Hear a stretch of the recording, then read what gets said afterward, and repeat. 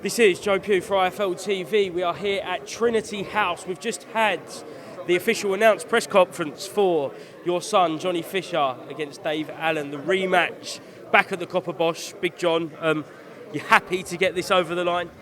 Yeah, very great that it's at the Copper Box. We had a meeting with Eddie a couple of weeks ago and we were talking about venues.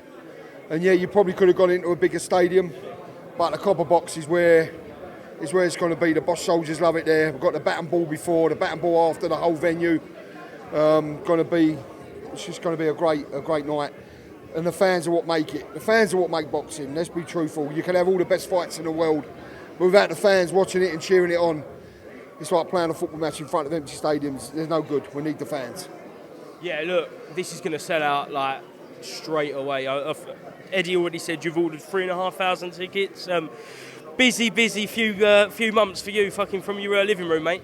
Well, listen, I think I've not been told officially. I think it's all on a direct sale. Okay. But I'm getting 300 VIPs. We sold them already, and I'm getting about 400 or 500 tickets for close family, friends, and people that have been to every fight, so they can all be together. But the rest of it is all going to be on general sale. Good. That's what I believe. Okay, I'm sure ticket information will be out whenever it gets announced. But I spoke to Johnny today, and just being around him, ever really since the last fight, it feels like there's a different little bit of edge about him. Can you notice that difference? You're around him every day, John. Last time, listen, got nothing but respect for Dave and his team. He's a good bloke. They're all good blokes. But it's boxing at the end of the day, and Johnny didn't have that little fire in the belly before the fight. He had it with the Babbage fight because he was pissed off with what Babbage's team was saying. Yeah. And I think Johnny needs that little bit of fire in his belly. He didn't have it with the first one. It was too nicey. You know, you ain't got to slag each other off. I'm not saying that. You've got to always respect your opponent. But you haven't got to be best mates either. Be best mates once the bell rings afterwards. But there is definitely that fire in Johnny's belly this time. And I think you're going to see a totally different performance. Listen, not that he did anything wrong last time. He had the injury. He got through it. Showed a lot of character, a lot of heart. So I just think you're just going to see a little bit more explosiveness. I was speaking to Johnny about this, and it might be just a sign of how society is now in general, but certainly in boxing fans can be very fickle, can't they? Coming off the Babbage fight, he was the next best thing. He was on the tip of everyone's tongues, and then it was an injury, obviously, with his head, it lost his equilibrium, and just like that, people are writing him off. Is that wrong? Listen, people can have an opinion, but if I was watching a fight and I saw a fighter have an injury but carried on till the end, I'd have nothing but admiration for him. You know, because that's what boxing's all about. Johnny said it up there. Dave's had less than that and he's quit on his stall against a couple of people. Yeah. Johnny wouldn't quit on his stall, and people, I think, have got to respect that, if anything else. The only thing is, you get a lot of morons on social media that hide behind faceless accounts. You know, we've had nothing but love in the street. Went to Australia, nothing but they respect him so much over there. And over here, people come up to you. I think his stock has risen since that fight even more. You know, but you get the morons on social media. But what these morons don't realise is, the histrionics, they fuel his rise even more. You know, I get it. You know, the more people are hateful to me, the more traction you get. So they're moronic that they think they can post on your post or Johnny's post with like hate, and they think that's all right. But if they're doing that, they're not really worth anything. I've got to ask. Gareth A Davies is here today. Yeah. Look, we know what happened with you two on IFL back end of last year, just after Christmas. Have you spoke to him? Will you speak to him? No, he's trying to sell out my wife, Charlotte. He's done the wrong thing there. I don't know what he thinks. He slagged her son off, started a lot of the histrionics, and now he thinks he can say hello. I have a line in my life, all right? There's a line. I live by an honour or by a code. There's a line. You can go up to that line.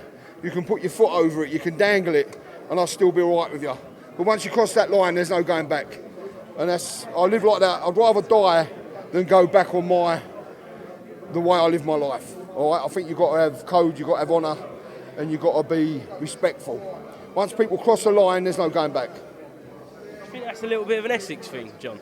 East London. Yeah, we're East London. We're EastEnders. We're like, you know, it's proper. You know, that's how I wouldn't expect to disrespect someone and be able to go and say hello to them. I wouldn't do it. So, you know, if I'm going to disrespect someone, then to me, I know I'm going to cut them off for the rest of their life. But listen, he's a nobody. Let's have it right. He's working for TalkSport. He's trying to get clickbait. He's trying to do this. Good luck to him. I don't wish him no harm, but not a friend. I wouldn't talk to him no more. Last one, on a positive note, John. Positive. We know you're the king of positivity. Yes. The Brits, last week. Yeah, look. I switched on my telly and I see this. This was mad. I bought a little prop with me because Charlotte's 50 in a couple of weeks, and I'm doing a lot of different things, and we're meeting people in London after this as a surprise, and I've got this as a joke. I've not showed her, so I'm hiding it, but I'm going to put it on when we meet our friends, just to put it on and see the first one to notice it.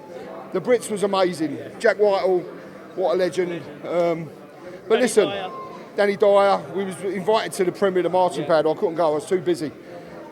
But again, at the Brits, right, you see all the singers, Sabrina Carpenter, the one who sings Messy, I like that song, so I was on straight after it. Is it Teddy Swims? Yeah. We're all with them, they're all there. People go, have a photo with this one, have a photo with that one. That's not me, do you know what I mean? I was just lucky to be there.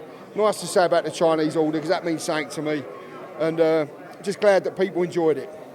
100%, John, and look, that is you at the end of the day. That is you. That's what everyone loves about you, and it's now been taken to the national level on national television. It's crazy, and it's amazing what social media can do. But listen, it builds you up. It soon chops your legs back, so people will be out there thinking, what's he doing on the Brits? What's he doing on the Brits? Just get over it, just enjoy it. If you don't like it, scroll on. One more. You are a bit of a romantic, ain't you? You've got this surprise for Charlotte today. Blue Orchid last week for her 50th. All going on. I've just booked New York as well. We're going to Dubai, so I'm doing all right for her at the minute. I hope she appreciates her 50, because she don't want anyone to know she's 50, so I'm doing it on purpose. But listen, my wife's a wonderful woman. None of us would be where we are without her. She's a proper mum. She's a wonderful wife. I love her with all my heart. So for her 50th, we'd have a few little treats, because we've had a normal life coming up. Like if this was 10 years ago, we'd be having a caravan holiday down in Devon or Cornwall. Not that there's anything wrong with that. Some of the best times there. Some of the best times, but we will never be able to afford to do anything. Do you know what I mean? Or go anywhere. So it's nice to be able to treat my wife for her 50th for once. Well deserved. Enjoy it, and all roads lead to Fisher Allen 2 on the 17th of May. Cheers, John. You coming to Bat Ball? We've got the whole place. It's all going to be all just for us, the Bull Army, before and after. So that's a silly question, of course. I'll be there. Sorry, Joe. John, thank you very much, mate.